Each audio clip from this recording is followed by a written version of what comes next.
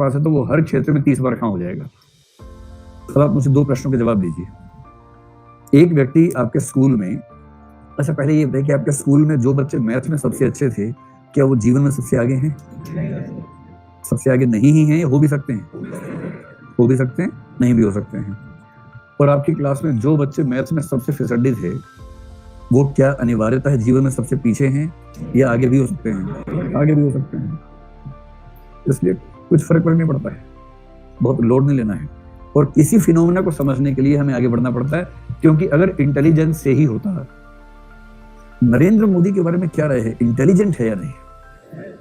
आपकी राय में क्या है? खोल के बताओ। है, ठीक है। इंटेलिजेंस के बिना तो कोई व्यक्ति वहां पहुंच नहीं सकता, सीधी सी बात है। सुपर सुपर सुपर इंटेलिजेंट आदमी है वो। लेकिन अगर उनको सीसेट के एग्जाम में बिठाया जाए आपके साथ, आपका अनुमान क्या है, क्वालिफाई कर लेंगे? नहीं करेंगे, या कम संभावना है लेकिन कर भी सकते हैं। संभावना थोड़ी कम है लेकिन हाँ कर भी सकते हैं। ऐसा नहीं कि नहीं करेंगे, कर सकते हैं। हाँ, सीसेट की जमानत जब्त हो जाएगी उसके बाद, सीसेट ही फेल हो जाएगा उसके बाद तो, है ना? ठीक। इसका मतलब बड़ा स्पष्ट सा हुआ कि साइकोलॉजी की दुनिया ये नहीं समझ पा रही कि अगर आपने समझ लिया कि व्यक्ति इंटेलिजेंट है, और मैं आगे बताऊंगा, लेकिन इन व्यक्तियों ने घुमा फिरा के आईक्यू का कंसेप्ट डेवलप कर लिया। ठीक है, आईक्यू समझेंगे विस्तार में। पर एक प्रश्न का जवाब नहीं मिल रहा था कि जिनका आईक्यू ऊंचा है वो भी कुछ क्षेत्रों में फेल हो जाते हैं, और जिनका आईक्यू नीचा है वो भी कुछ क्षेत्रों में सफल हो जाते हैं। इसकी व्याख्या कैसे करें? अब तक तो कोशिश की थी कि एक चीज मिल जाए जिससे हर चीज की व्याख्या हो जाए। आईक्यू ऊंचा, जो काम किया अच्छा किया। अब जो मैथ्स में अच्छा है, म्यूजिक में उसका हाथ तंग है। जो म्यूजिक में खराब है, उसका भाषा में हाथ अच्छा है। कैसे इसकी व्याख्या करें? इस समस्या के समाधान के लिए जो दूसरा व्यक्ति सबसे महत्वपूर्ण हुआ, ये बात 1927 की है, जब एक व्यक्ति Charles Spearman, CHARLES, Charles Spearman, SPEARMAN, Charles Spearman, इस व्यक्ति ने कहा कि भाई ये सिंगल फैक्टर अप्रोच से काम नहीं चलेगा। और उसने कहा सच बताऊं तो इंटेलिजेंस 2 फैक्टर से बनती है। हमारे भीतर 2 चीजें होती हैं, और 2 चीजें क्या होती हैं, 2 फैक्टर्स क्या क्या होते हैं? ये 2 हिस्से चार्ल्स स्पीयरमैन के हिस्से नहीं है, ये 2 फैक्टर्स के हिस्से हैं। ठीक है, कंफ्यूजन ना हो जाए कहीं। आप कहीं चार्ल्स स्पीयरमैन के 2 हिस्से थे, एक चार्ल्स और एक स्पीयरमैन। ठीक है, तो जो 2 फैक्टर्स हैं, ये 2 फैक्टर्स कौन कौन से हैं? तो उसने कहा कि एक होता है जी फैक्टर, जी, और एक होता है एस फैक्टर। जी फैक्टर और एस फैक्टर। जी फैक्टर तो एक है, एस फैक्टर बहुत सारे हो सकते हैं। उसने कहा कि जी फैक्टर का मतलब है इंटेलिजेंस का वो बेसिक हिस्सा जो बेसिक ऑपरेशंस के काम आता है, मूलभूत बुद्धिमत्ता कह लीजिए, जनरल, जिसे बोलते हैं जनरल, सामान्य बुद्धिमत्ता या मूलभूत बुद्धिमत्ता, जो बेसिक है। तो सामान्य या मूलभूत बुद्धिमत्ता, ये तो बेसिक फैक्टर है, ये तो होना ही चाहिए। जनरल है तो ही कुछ बात बनेगी।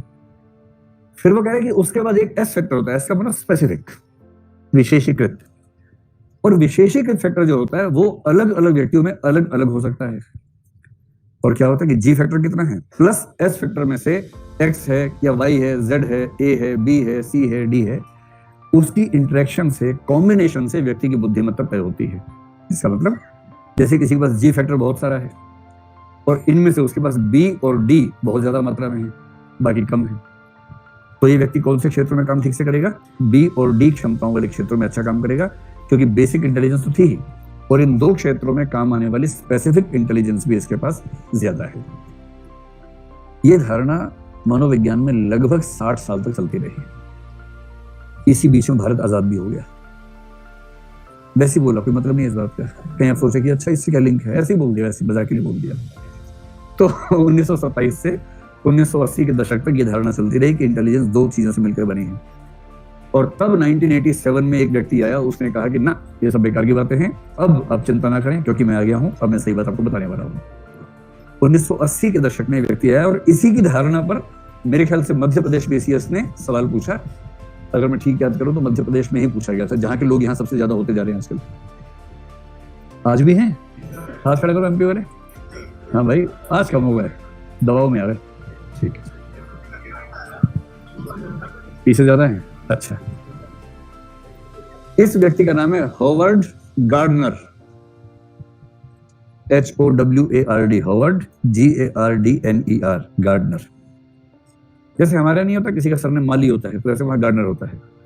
बस ये कि हमारे यहाँ उसको जाति व्यवस्था मान लेते हैं, वहां जाति व्यवस्था नहीं है, वरना वहां क्या, जैसे बहुत सारे ऐसे शब्द है ना, कई लोगों के सरनेम में आपको मिलेंगे ऐसे, जैसे बताइए, ब्लैक स्मिथ है ना, गोल्ड स्मिथ है, ऐसे बहुत मिलेंगे।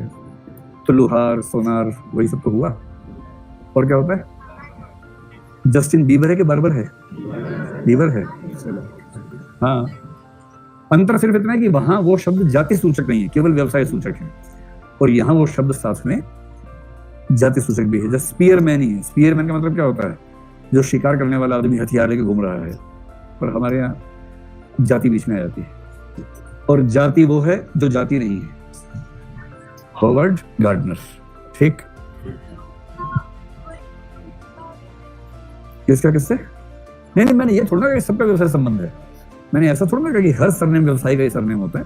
कुछ सरनेम के बारे में ऐसी बात कहते हैं। अब ये थोड़ा ना क्रो कौवा खाते थे इसलिए इनका नाम क्रो पड़ गया, Martin crow. Multiple factor theory क्या है? इसने स्पीयरमैन के थियरी को थोड़ा सा और आगे बढ़ा के एक नई बात कही। स्पीयरमैन क्या बोल रहा था कि एक बेसिक है, बाकी एक्स्ट्रा है, स्पेसिफिक है, उनको मिलाने से बात बनती है। इसने क्या किया, ऐसे हजारों व्यक्ति को अध्ययन किया जो बहुत शानदार बुद्धिमान लोग थे, अलग अलग फील्ड के थे, उन पर स्टडीज की और रिसर्च करने के बाद जो निष्कर्ष निकाला, ये बात 1980 के दशक की बात है, 1980s, आपके नोट्स में एग्जैक्ट वर्ष लिखा हुआ है कि 387 की बात है। और इसने निष्कर्ष निकाला कि इंटेलिजेंस एक वचन की चीज नहीं है, वी हैव मल्टीपल इंटेलिजेंसेस। बहुत प्रकार की बुद्धिमत्ताएं होती हैं, बहुत प्रकार की बुद्धिमत्ताएं, इंटेलिजेंसेस होती हैं। इस धारणा का नाम ध्यान रखिएगा, मल्टीपल थियरी ऑफ इंटेलिजेंस है। और यही मध्य प्रदेश में पूछा गया कि मल्टीपल थियरी ऑफ इंटेलिजेंस क्या है, उसमें किस किस प्रकार की बुद्धिमत्ता को माना गया है, क्योंकि इसी धारणा में से इमोशनल इंटेलिजेंस बाहर निकली बाद में चलकर। और सबसे रोचक बात क्या बोला, स्पीयरमैन बोला था कि एक बेसिक है, बाकी विशेष है। इसने कहा कोई बेसिक नहीं है, कोई विशेष नहीं है, ये सभी एक दूसरे से स्वतंत्र हैं, एक दूसरे से स्वतंत्र हैं, और हर व्यक्ति में इन सबका एक अलग अलग कॉम्बिनेशन होता है।